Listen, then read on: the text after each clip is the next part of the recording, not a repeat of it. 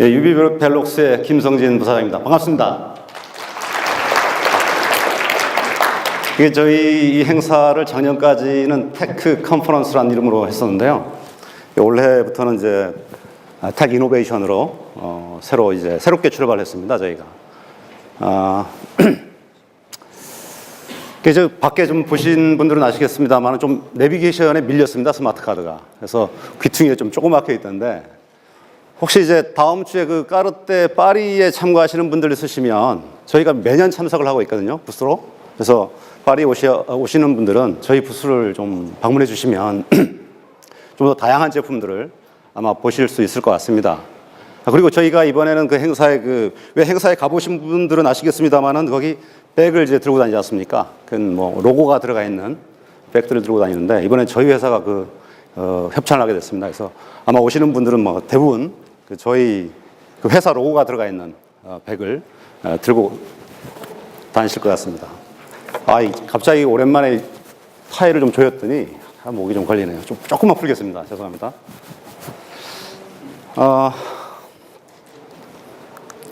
제가 오늘 설명드릴 내용은 저희 회사의 그 스마트카드 사업 전반에 대해서 설명을 드릴 텐데요.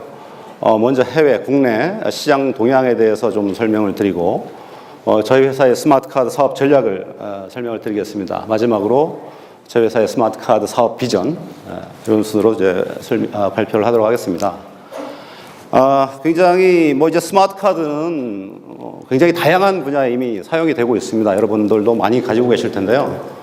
먼저 텔레콤 분야는 우리나라가 CDMA 2G에서 3G, 4G로 넘어가면서 유심이라는 그런 상품이 이제 텔레콤 분야에서 이제 사용이 되기 시작했습니다. 물론 해외 같은 경우에는 GSM 마켓에서 심 시장이 오래전서부터 이제 활성화되어 있었는데요. 그래서 최근에 와서는 아까 이제 여러 발표분들도 많이 하셨습니다만은 컨택리스 인터페이스가 지원이 되는 NFC 유심이 굉장히 활성화되고 있습니다. 두 번째 분야는 트랜스포테이션 분야입니다. 트랜스포테이션 분야는 마찬가지로 굉장히 오래 전서부터 스마트 카드가 사용돼 왔던 분야입니다. 그래서 서울, 경기뿐만이 아니고 웬만한 지방 도시들 가보시면 마찬가지로 다 교통카드가 지금 굉장히 잘 사용이 되고 있고요. 버스, 지하철 이런 대중교통뿐만이 아니고 고속도로의 이제 하이패스 카드라든지 이런 분야에까지 이제 스마트 카드가 사용이 되고 있습니다. 그래서 사실 이렇게 잘 사용이 되고 있는 나라는 아마 전 세계를 꼽아봤을 때 아마 일본 정도가 아닐까 이런 생각이 들 정도로 우리나라가 굉장히 활발하게 잘 사용되고 있는 분야입니다. 액세스 컨트롤 분야는 여러분 여기 계신 분들은 아마 다 아이디 카드 한 장씩은 가지고 계실 겁니다. 사원증, 학생증, 공무원증 이런 아이디 카드를 기반으로 해가지고 출입 통제 시스템이나 이런 액세스 컨트롤이 이제 보편화된 그런 분야인 것 같습니다. 정부 분야, 가버먼 분야는 좀 많지는 않습니다만 대표적인 게 전자 여권을 둘 수 있습니다. 우리나라가 이제 스마트 카드가 들어간 전자 여권들을 발행을 하고 있고 이 카드가 이제 사용이 되고 있는데 아쉽게도 거기에 들어간 칩이 이제 저희 국내에서 개발된 칩이 아니고 외산 칩인 게 좀 아쉽긴 합니다만은 이런 부분이 있고요. 전자주민증이나 다른 쪽으로는 아직 확대되고 있지는 않습니다만은 이 부분도 앞으로 언젠가는 될 거라고 생각을 하고 있습니다. 헬스케어 부분은 사실 상대적으로 조금 사용도가 좀 떨어지는 이런 부분입니다. 그래서 의료카드나 진료카드 정도. 어차피 진료 기록 자체가 보안 정보, 개인 어떤 프라이버시가 요구되는 어떤 보안 정보다 보니까 이런 부분에서 스마트 카드가 좀 활용이 되고 있습니다. 리테일 분야는 굉장히 활발한 분야죠. 아시다시피 우리나라는 굉장히 많은 신용카드나 체크카드가 발행이 되어 있는데 이런 카드를 활용해서 어떤 대형몰, 백화점뿐만이 아니고 편의점 같은 작은 몰, 소액 결제가 요구되는 부분까지도 신용카드나 체크카드로, 즉 스마트 카드로 결제하는 부분이 굉장히 보편화되어 있습니다. 뱅킹 분야는 은행들이 모든 은행들이 스마트 카드로 ATM 카드나 신용카드를 발행을 하고 있고요. 은행뿐만이 아니고 보험이나 증권사까지도 확대되고 있습니다. 제가 좀 아쉬운 부분이 있다면은 좀 우리가 개인 PC에서 썼을 때 전자상거래나 인터넷 뱅킹 분야입니다. 이런 부분이 지금 사용이 되고 있지 못한다고 아시겠습니다만은 개인용 스마트 카드를 액세스하기 위해서는 어떤 개인용 단말기가 필요한데 이런 게 보급되지 않고 있기 때문에 보급이 저조하기 때문에 좀 아직까지 사용되고 있지 않지만 이런 부분이 좀 사용이 된다면 그래서 인터넷 뱅킹이나 전자상거래 때 사용이 된다면 어떤 보안 사고나 금융 사고를 획기적으로 줄일 수 있지 않나 저는 그렇게 생각이 하는데 사실 뭐 이런 부분들은 어떤 자연 발생적으로 만들어지기는 어려울 것 같고요. 어떤 정부 정책에 의해서 주도가 된다면 언젠가는 가능하지 않을까 생각을 하고 있습니다. 해외 시장을 한번 좀 살펴보면 2011년도에 뭐 47억 불, 출하량 기준으로는 62억 개, 뭐 전 세계 인구가 한 70억 명 정도 된다고 하니까 1년에 나오는 양이 이렇으니까 아마 전 세계 성인들이 적어도 몇 개씩의 스마트 카드는 다 지니고 있다라고 보셔도 될 것 같고요. 2017년까지 100여 개가 넘는 이런 숫자가 예상을 하고 있습니다. 근데 뭐 좀 특이한 거로 보면 이제 통신 시장의 비중이 굉장히 높습니다. 아시다시피 이제 해외 같은 경우에는 심이나 유심이 좀 선불용 유심이 많습니다. 그래서 10불짜리, 뭐 20불짜리, 심지어는 1불짜리도 있습니다. 도대체 스마트 카드가 가격이 얼마길래 1불을 충전을 해서 1불에 팝니다. 이런 1불짜리 심들도 있고 이렇게 선불용을 써서 다 쓰면 또 버리고 또 다른 심을 사서 끼우고 이런 형태의 심 사용이 많다 보니까 숫자가 굉장히 많습니다. 또 그래서 이제 비중이 높은데요. 우리나라 같은 경우에는 이제 어떻게 보면 후불용이죠. 먼저 쓰고 나중에 이제 비용을 지불하는 이런 형태의 심이 있고 또 우리가 나라 같은 경우는 이제 뭐 교통카드로도 쓰고 거기 아까 신용카드 발급받고 하기 때문에 상당히 좀 어떤 개인화가 필요합니다. 그래서 우리나라는 좀 문화적으로도 그렇고 선불용 유심은 앞으로도 좀 활성화되기는 어려울 것 같다. 제 개인적인 생각입니다. 국내 시장은 사실 이 자료가 굉장히 옛날 자료입니다. 2010년도 자료가 아마 2010년도에 만들어졌을 때 2008년도나 2009년도 자료 가지고 만들었을 것 같은데 그래서 뭐 그 당시에 봤을 때 연평균 성장률이 5.6씩 될 거고 2011년도에 한 5천만 장, 2012년도에 6천만 장, 2015년도에 한 7천만 장 될 거다라고 예상을 했는데 사실 2012년도에 벌써 뭐 7천만 장, 2015년도 예상치 7천만 장을 상회하는 걸로 훨씬 상회하는 걸로 저희는 보고 있습니다. 왜 그러냐면 이 통 3사가 발행하는 유심만 하더라도 연간 한 2천만 장 정도 되고요.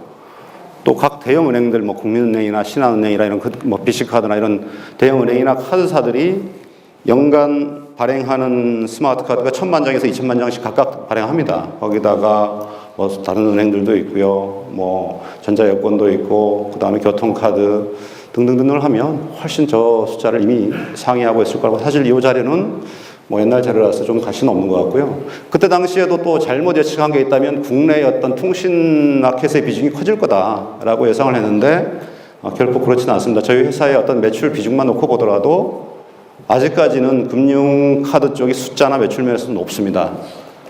그래서 그 당시에 예측 자료가 좀 잘못되었던 것 같습니다. 그 주요 이슈에 따른 어떤 트렌드를 좀 보시면요. 2003년도부터를 제가 도입기라고 보고 스마트 카드, 2007년도부터를 본격적으로 칩 전환되는 전환기라고 보고요.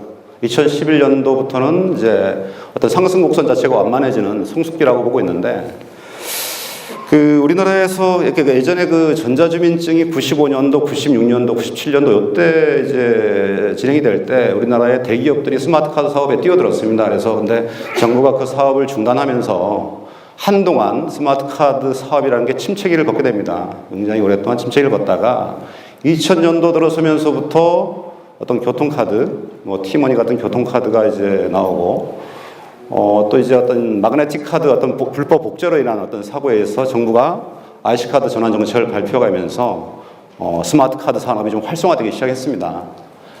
2007년도서부터는 이제 신용카드가 이제 IC카드로 좀 바뀌기 시작합니다. 그 다음에 교통카드가 좀 더 활성화되고 하이패스 사업도 있었고 또 궁극적으로 유심카드가 활성화됩니다. 그래서 사실 2007년도서부터는 굉장히 어떻게 보면 스마트 카드 산업이 활성화되고 호황기를 좀 맞죠.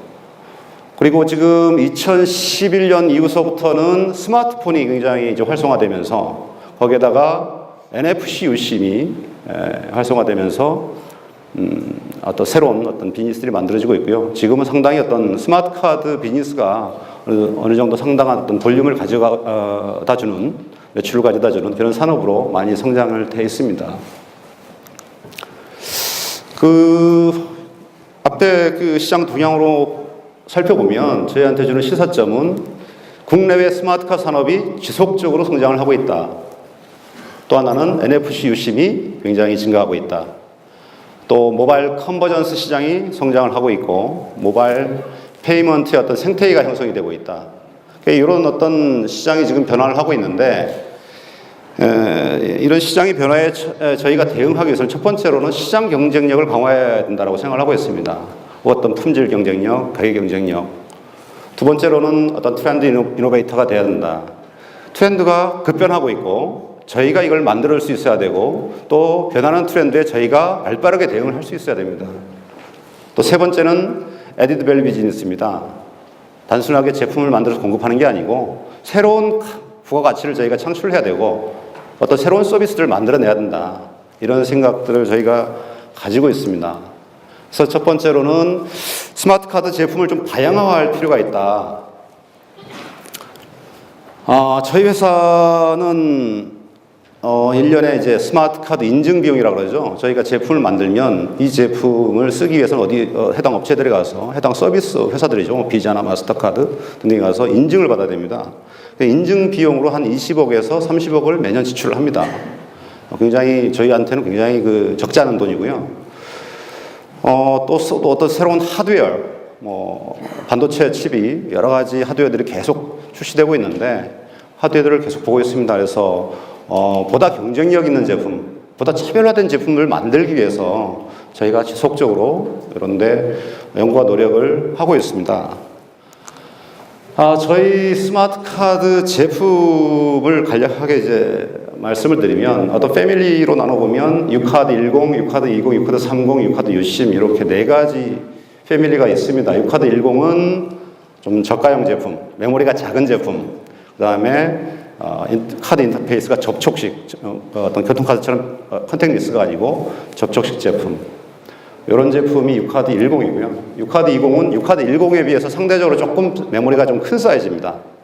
유카드 30은 듀얼 인터페이스 제품이죠. 교통카드 기능이 제공이 되는 듀얼 인터페이스 유카드 30이고요. 유카드 유심은 유심 제품들을 저희가 유카드 유심이라고 합니다. 플랫폼은 OS죠. 칩의 OS인데 저희는 자바 OS랑 멀토스 OS, 그 다음에 프로프라이어티 OS, 즉 네이티브 OS입니다. 이 세 가지 OS를 제품들을 모두 가지고 있습니다. 이 세 가지 OS를 모두 개발할 수 있는 회사는 전 세계 저희 회사를 포함해서 딱 2개 회사밖에 없습니다. 그래서 저희가 OS 쪽에 상당한 또 기술을 가지고 있고요. 어떤 어플리케이션, 사업적 카테고리로 보면 은행 뱅킹 제품, 그 다음에 아까 유심 같은 이동통신 쪽의 어떤 통신용 제품들, 그 다음에 교통, ID, 그 다음에 DMB나 IPTV에 쓰이는 방송용 제품들을 저희가 모두 가지고 있습니다. 그 다음에 컨버전스 제품은 저희가 요즘 상당히 신경을 많이 쓰고 있는데 그렇게 썩 사업적으로 성공을 하고 있지는 못합니다만은 셀리논 이제 USB 메모리와 스마트 카드를 결합해서 메모리의 어떤 데이터를 좀 더 시큐어하게 보호하기 위한 이런 셀리논 제품, 그다음에 ETC 카드라고 해서 룸미러에 좀 조그맣게 들어가는 하이패스 전용 카드, 그다음에 SD 또 마이크로 SD와 결합된 스마트 카드와 결합된 어떤 제품, 그다음에 USB 허브와 저희 스마트 카드가 결합돼서 IPTV를 볼 때 셋톱박스 역할을 하는 ITV 동굴 제품 등등의 어떤 다양한 컨버전스 제품들을 만들어 보려고 하고 있는데 또 좀 새로운 아이디어를 좀 저희가 많이 필요로 하고 있습니다. 저희 제품들입니다. 이게 좀 숫자가 좀 어렵게 보실 것 같긴 한데요. 제가 간략하게만 설명드리면 왼쪽에 이제 유카드 10 좀 전에 말씀드렸던 유카드 10, 20, 30 유카드 유심이 있고요. 밑에는 이제 기능별로 좀 나눠봤습니다. SDA 제품, DDA 제품. 아마 스마트 카드를 좀 아시는 분들은 아마 이 용어들을 좀 바로 아실 것 같긴 한데요. 유카드 10 제품은 UBJ11이라는 제품과 UBM11이라는 자바와 멀토스 제품이 있는데 이 자바도 스탠다드 자바가 아니고 어떤 자바 라이트 버전이라고 보시면 됩니다. 스태틱 자바 OS가 들어가 있는 자바 라이트 버전이 들어가 있는 제품들이고, 멀토스도 마찬가지입니다. 멀토스 풀 멀토스 제품이 아니고 멀토스 라이트 제품이라고 보시면 됩니다. 멀토스 스텝 1이라는 OS가 들어가 있습니다. 그래서 요 두 개의 어떤 대표적인 제품들이 있고, 그 중에 조금 특이한 제품은 중간에 위에서 네 번째 UBJ11 G21이라는 제품은 비자와 마스터카드, 일본의 J12, 중국의 차이나 유니언 페이 인증을 모두 득한 최근에 득한 제품입니다. 그 오른편에 있는 제품은 또 UBJ11 Y18이라는 제품은 저가형임에도 불구하고 DDA 기능을 지원하는 이런 제품이 되겠습니다. 유카드 20은 마찬가지 UBJ 시리즈와 UBM 시리즈가 있습니다. 자바와 몰토스 제품인데요. 여기도 마찬가지 중간에 UBJ21 Z48이라는 제품이 아까 4개 인증, 비자 마스터, 일본의 J12, 중국의 차이나 유니언 페이 인증을 모두 득했습니다. 그 다음에 유카드 30은 현재 다양한 형태의 듀얼 인터페이스 제품들을 저희가 가지고 있고요. 아직 CUP 인증이 난 제품이 없습니다만은 저희 회사 플랫폼을 가져다가 다른 회사에서 자기들이 어플리케이션을 얹어가지고 CUP 인증을 받은 모델이 있습니다. 아직 저희 회사 이름으로 직접 CUP 인증이 난 건 없는데 조만간 인증이 나지 않을까 지금 생각을 하고 있고요. 마지막에 보시면 이제 유심 제품들입니다. 유심 제품들은 보시면 아시겠습니다만은 비자 마스터 인증을 모두 득했습니다. 특히 NFC 제품까지 비자 마스터 인증을 득했는데, 아마 비자 마스터 인증을 득한 것으로는 국내에서는 저희가 당연히 처음이고요. 전 세계에서도 아마 저희가 첫 번째, 두 번째이지 않을까 싶습니다. 그 정도로 저희가 발빠르게 저희가 제품 개발을 했었고요. 사실 지금 휴대폰에서 신용카드를 발레행 받아서 쓰고 있습니다만은 이렇게 인증받은 제품에 사실은 받아서 써야 되거든요. 실제로 그래서 신용카드를 발급받을 수 있는 카드는 아직까지는 저희 회사밖에 없지 않나 이렇게 생각을 하고 있습니다. 근데 이제 저희 OS 개발을 저희가 스마트 카드 OS 개발을 하는데, 제품 개발을 하는데 가장 심혈을 요즘 기울이고 초점을 맞추는 분야는 어떤 플래시가 지원되는 어떤 스마트 카드라고 할 수 있습니다. 이제 과거에 이제 스마트 카드는 롬과 EP-롬으로 나누죠. 롬이라는 부분은 이제 스마트 카드 OS가 들어가는 부분이고, EP-롬이라는 부분은 이제 스마트 카드의 어떤 데이터들이 저장되는 부분입니다. 그래서 롬은 상대적으로 항상 여유가 있습니다. 적어도 뭐 200K 또는 300K. 그래서 롬에 우리가 OS를 개발할 때 성능을 최적화하기 위해서 OS를 최적화하는 경우는 있습니다. 성능을 빠르게 하기 위해서. 근데 뭐 코드 사이즈를 줄이기 위해서 최적화하는 경우는 거의 없거든요. 뭐 코드 사이즈도 영역도 메모리도 여유가 있지만 코드 사이즈를 줄인다고 해서 칩의 단가가 낮아지거나 그렇지 않기 때문입니다. 근데 이제 플래시로 넘어가면서 그렇지 않습니다. 플래시는 하나의 플래시 메모리에 OS와 데이터가 같이 저장이 됩니다. 같이 저장이 된다는 말은 예를 들어서 100K짜리 메모리다 그러면 OS가 80K를 차지해버리면 나머지 20K밖에 데이터용으로 쓸 수 없는 건데, 근데 OS를 뭐 60K에 만들었다 그러면 데이터를 저장할 수 있는 게 40K가 됩니다.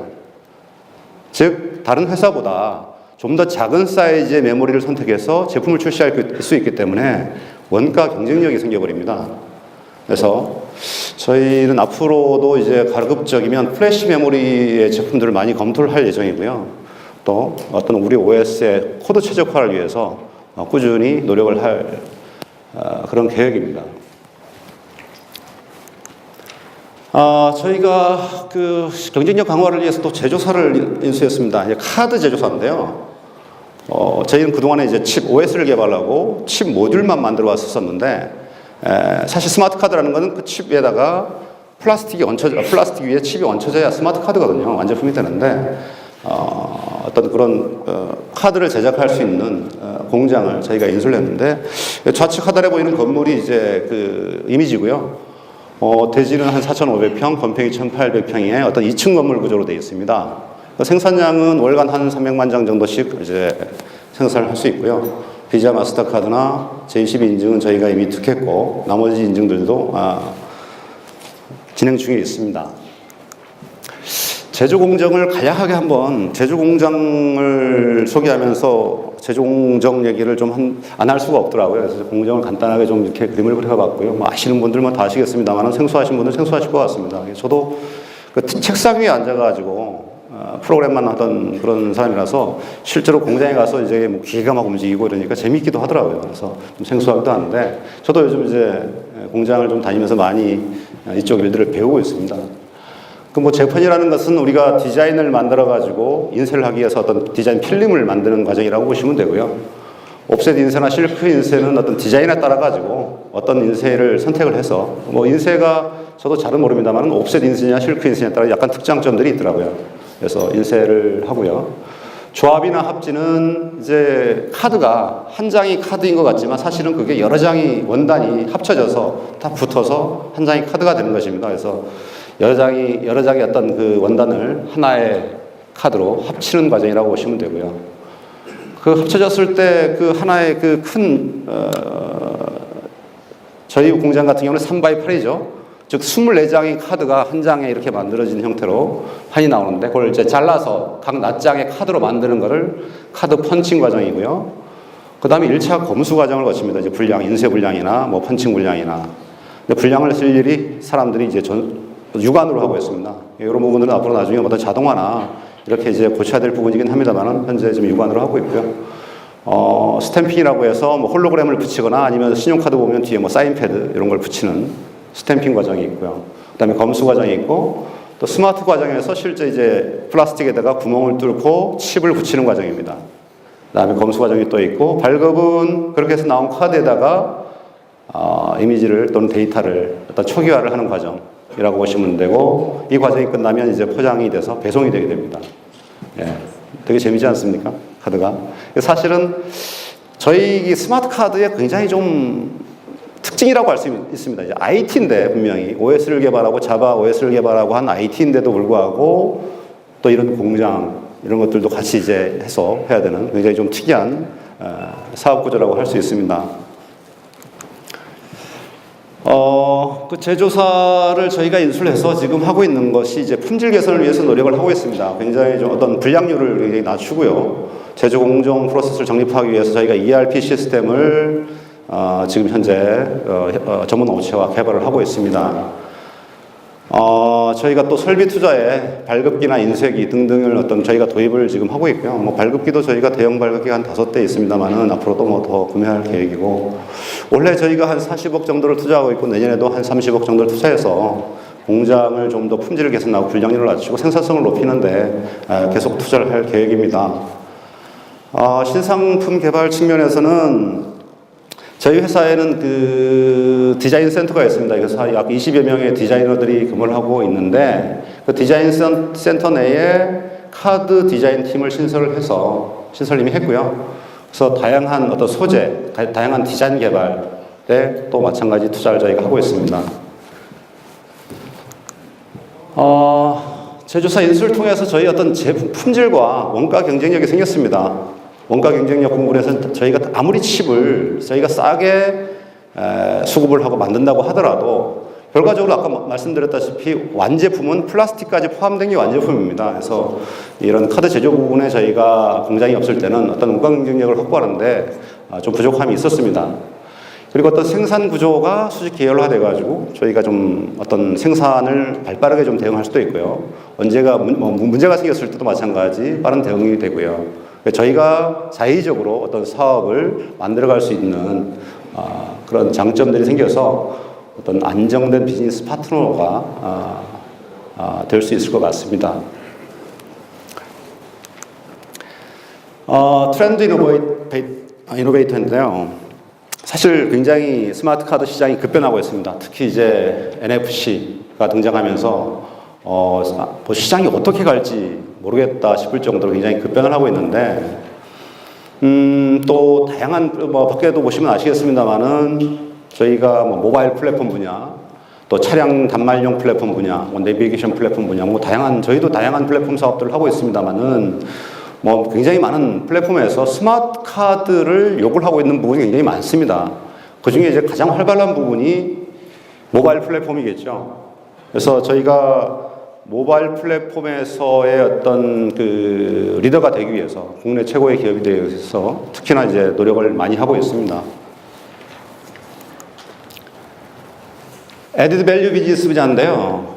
사실 저희가 단순하게 제품을 생산해서 제조해서 납품하는, 물론 이건 가장 저희한테는 가장 또 중요한 사업이긴 합니다만은, 이 저희가 가진 어떤 솔루션들을 가지고 또 다른 어떤 수익 모델, 또 다른 어떤 가치 있는 것들을 만들어내고 싶다, 만들었으면 좋겠다, 뭐 이런 고민들을 저희가 많이 하고 있고, TSM은 어떤 그 단말 내에, 거기 단말이 뭐 휴대폰일 수도 있고 태블릿일 수도 있고 여러 가지일 수 있는데요. 단말 내에 어떤 컨텐츠를 저장하고 관리하는 그런 어떤 그 라이프 사이클을 관리해주는 그런 어떤 시스템입니다.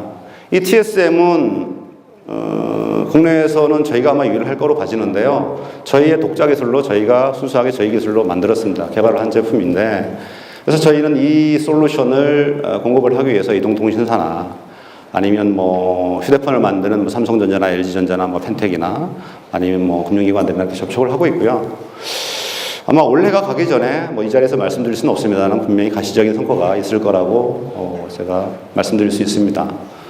NFC 원래 쪽은 저희 또 하나의 또 중요한 사업 모델 중에 하나고요. 아까 뭐 NH 카드에서도 말씀을 드렸습니다만은 어떤 월렛 안에 신용카드나 쿠폰, 전자화폐 등등을 어떤 저장하고 관리해주고 그리고 사용하게 해주는 이런 어떤 서비스인데, 문제는 너무 많습니다. 각 은행별로도 다 하고 있고 유통사별로도 하고 있고, 뭔가 좀 표준화 내지는 뭔가 좀 정리가 필요한 그런 분야이기도 합니다만은, 근데 저희 같이 이런 솔루션들을 공급하는 회사 입장에서는 많습니다. 이제 한 군데만 개발해 주는 게 아니고 10군데를 개발할 수 있기 때문에 지금까지는 좋습니다만은, 장기적으로 봤을 때는 분명히 어떤 형태든 간에 뭐 표준화가 될지 어떻게 될지 모르겠습니다만은 어떤 방향이 잡혀갈 걸로 보고 있습니다.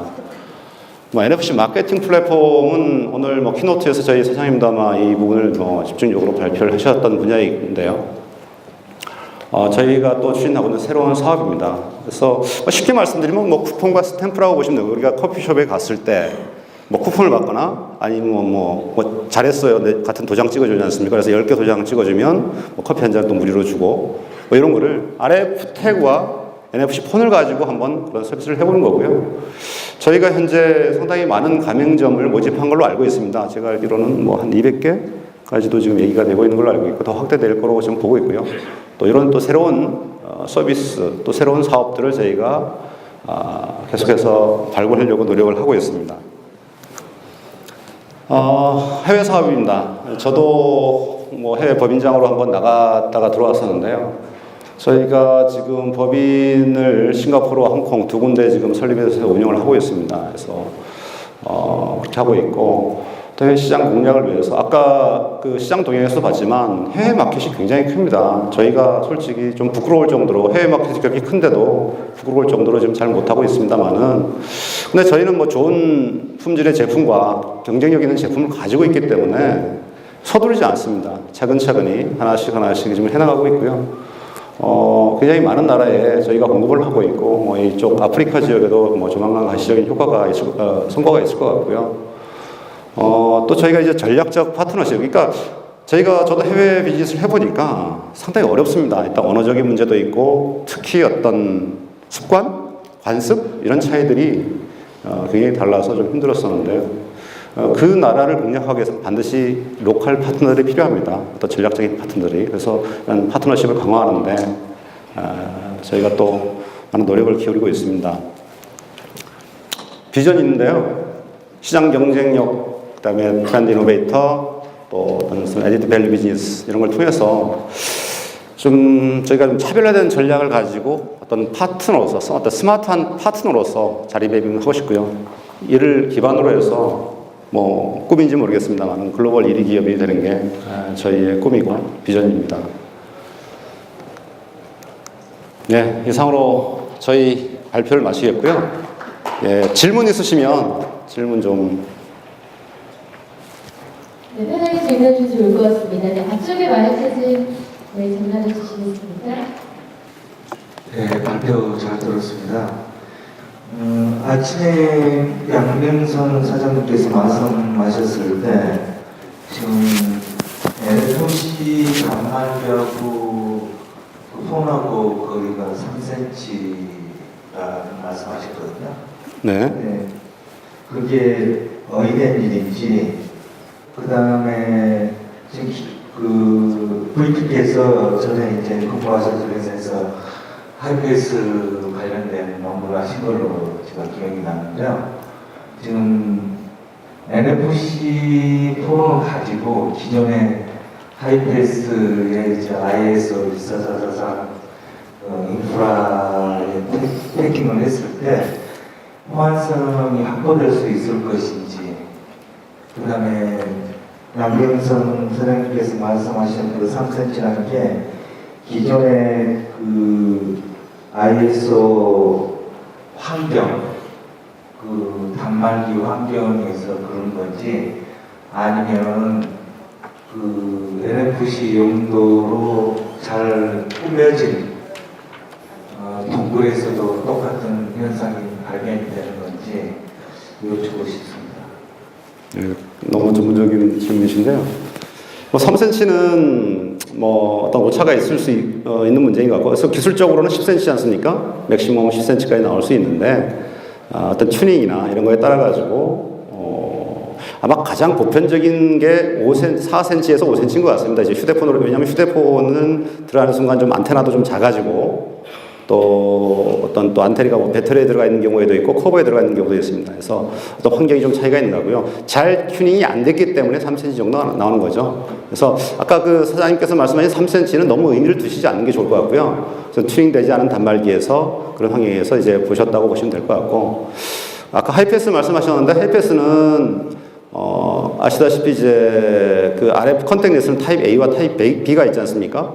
처음에 출발을 타입 B로 출발을 했기 때문에 처음엔 어려움이 많았습니다. 왜냐하면 하이패스 단말기는 타입 B를 지원하고, 그 다음에 이 통사들은 전부 타입 A를 지원하는 심카드를 썼고, 근본적으로 좀 호환이 안 되는 문제가 있었습니다만은, 최근에 제가 도로공사 시스템을 업그레이드한 걸로 알고 있거든요. 그래서 도로공사 단말기에서 타입 A와 타입 B를 전부 수용할 수 있도록 업그레이드 된 걸로 알고 있습니다. 아직 다만 이제 실제로 이제 어떤 상용화 되지만 않은 거죠. 타입 A가 들어가서. 근데 이제 지금 LG U+가 이제 하이패스에 이제 터치앤고를 쓰기 위해서 지금 일을 하고 있는 걸로 알고 있는데, 아마 그 첫 상용 사례가 될 것 같고요. 만일 된다면.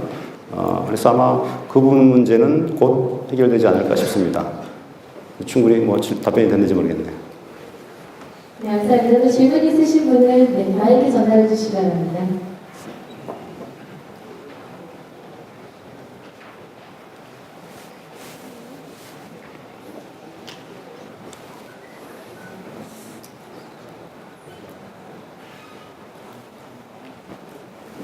네, 잘 들었습니다. 제가 얼마 전에 휴대폰 모바일 카드, 스마트폰에 이제 모바일 카드를 이제 발급받으면 이제 일시적으로 할인 행사를 해준다 이런 거를 통해서 이제 봤는데, 그러니까 이제 그 모바일 카드 발급에 대해서 생각을 해보게 됐는데, 이전에는 별로 이렇게 필요성을 못 느꼈거든요, 사실은. 오히려 생각하기에 휴대폰, 스마트폰에 카드를 발급을 받으면 좀 보안적으로 문제가 있는 게 아닌가 하는 생각이 들고 그랬는데, 아까 전에 말씀하신 보면 기업 측에서는 사용자의 정보를 좀 수집하는 면에 있어서 이런 걸 좀 사용을 확대시키고자 한다, 그렇게 말씀하셨는데, 실질적으로 소비자들이 이런 거를 좀 이렇게 많이 다운을 받거나 이제 모바일 결제 시스템을 많이 이용할 수 있는 그런 어떤 뭔가 기업 측에서 소비자들한테 해줄 수 있는 방향, 그러니까 앞으로 이게 확대될 수 있을 거라고 확신하시는 어떤 부분이 있는 건지, 그런 걸 좀 듣고 싶습니다. 예, 저도 굉장히 좀 어떻게 보면 저도 개인적으로 혼란스러워하는 부분이기도 한데요. 일단 안전성 면에서는 똑같다고 보시면 됩니다. 휴대폰에 들어가나 밖에 있는. 왜냐하면 휴대폰에 있는 메모리에 발급되는 게 아니고 휴대폰에 있는 스마트 카드, 즉 유심에 발급되는 겁니다. 똑같이 스마트 카드에 발급되는 것이기 때문에 그게 휴대폰에 있느냐 아니면 플라스틱 카드에 있느냐의 차이만 있습니다. 그래서 어떤 보안성의 문제는 없고요. 다만 좀 어떤 부가적인 서비스를 하다 보니까 휴대폰 메모리에 어떤 조금 더 부가적인 데이터가 들어갈 수는 있겠죠. 하지만 근본적으로 실제로 어떤 시큐어한 데이터들은 휴대폰 안에 있는 유심 안에 발급되는 거기 때문에 안전성에서 문제가 없고요. 다만 이게 활성화되느냐 안 되느냐는 좀 다른 문제인 것 같아요. 활성화되지 못하는 가장 첫 번째 문제는 저는 그렇게 생각해요. 좀 불편하다. 저는 사람들이 또 일단 생활 패턴 자체가 지갑에서 그냥 꺼내서 카드를 쓰는데 굉장히 익숙해져 있고 한데 휴대폰을 꺼내서 또 보통 휴대폰에 어떤 사람들은 이제 밀거나 아니면 패스워드를 누르고 또 전자지갑이라는 앱을 띄워서 카드를 선택해서 이거 오히려 더 불편하다는 것이죠. 이런 문제가 좀 걸리고요. 아무리 UI를 입히하고 이런 거는 저는 별로 좀 의미가 없다고 생각해요. 좀 더 편리했으면 좋겠다. 빨랐으면 좋겠다. 이런 것도 있고요.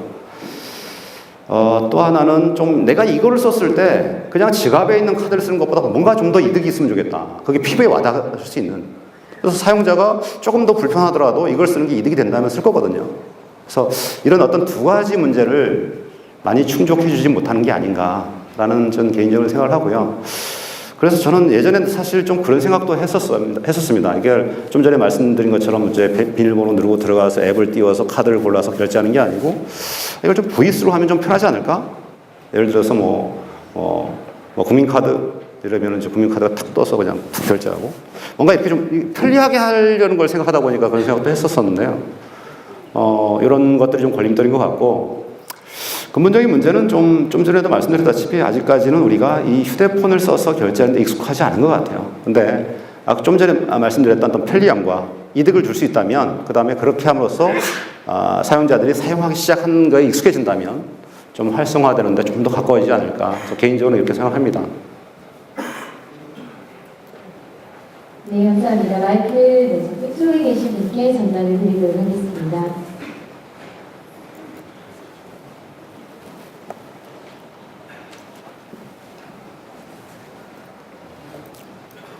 예, 그 유심을 기반한 그 모바일 그 신용카드의 경우에 지금 많이 이제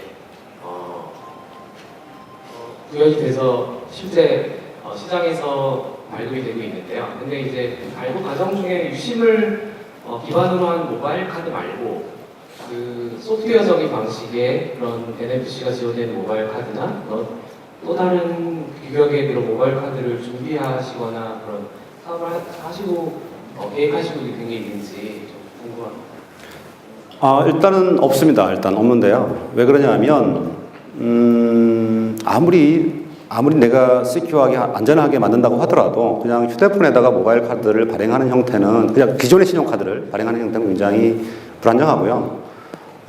다만 그냥 어떤 우리가 요즘 어떤 그 모바일 결제라든지 여러 가지 굉장히 다양한 어떤 서비스들을 하고 있는데 그건 어떤 카드에 지장된 어떤 컨텐츠의 보안보다는 시스템상의 보안을 통해서 이제 커버하고 있는 거거든요. 그래서 어떤 복제 문제나 이런 쪽에서는 자유로울 수는 없습니다만은 그래도 그런 부분들을 통해서 좀 어떤 백엔드 시스템을 통해서 좀 안전하게 한다든지 아니면 다른 방법으로 그 안전성을 좀 보장하고 있기 때문에 가능합니다. 근데 저희는 스마트 카드 비즈니스를 하는 회사다 보니까 항상 이제 스마트 카드를 기준으로 생각을 하고요. 스마트 카드를 이용하지 않는 그런 다른 형태로 하는 것에 대해서는 저희들은 좀 부정적으로 얘기하는 그런 편입니다. 스마트 카드를 이용하지 않는 서비스는 저희는 계획하고 있지는 않습니다.